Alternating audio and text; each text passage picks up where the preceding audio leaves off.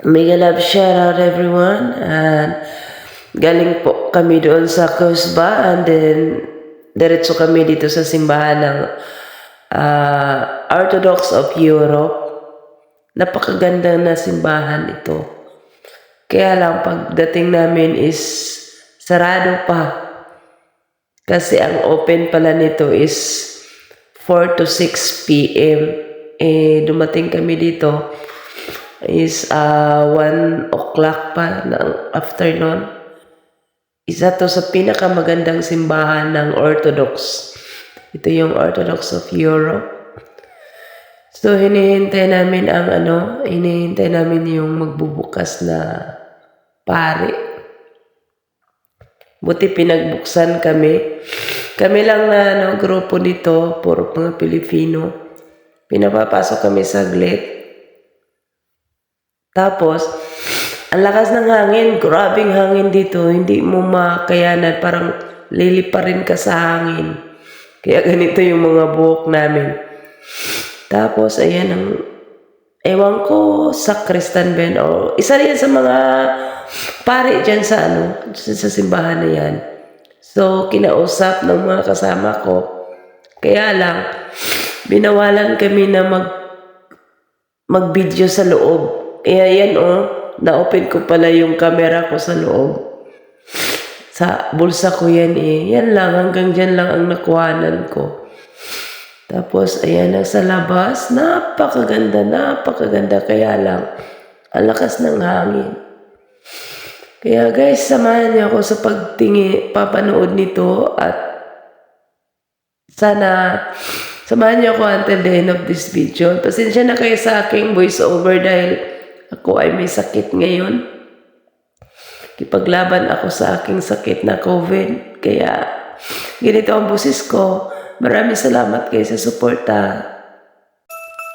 Music by Chris Hayes.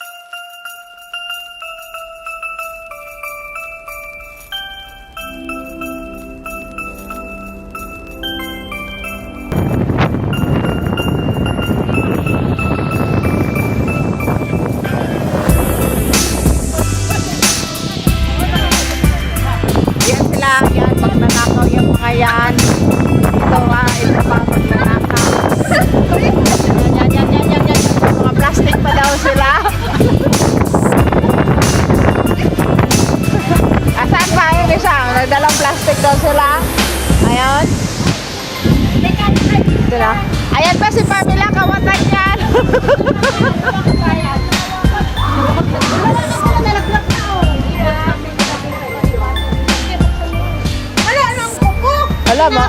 Matamis to kasi may pusod. Pag may pusod, matamis to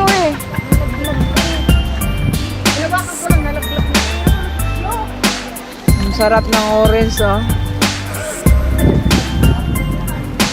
May pusod. May pusod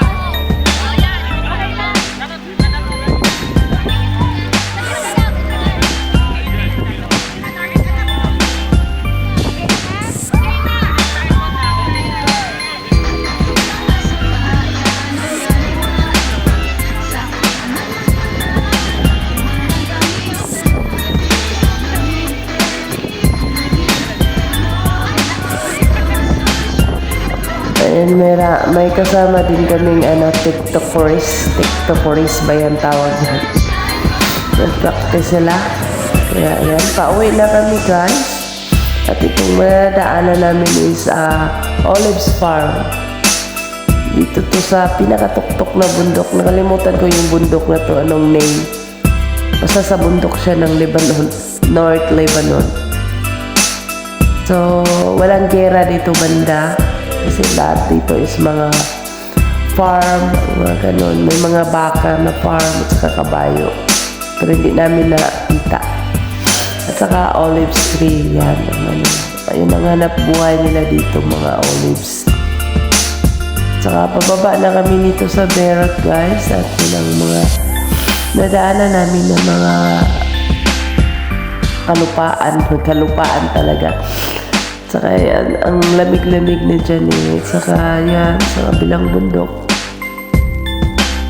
Ayun ang mga nagputi is bato yan eh, na kinakwari nila. Yeah. Thank you so much guys and mega love shout out everyone. Ingat po kayo palagi. God bless all.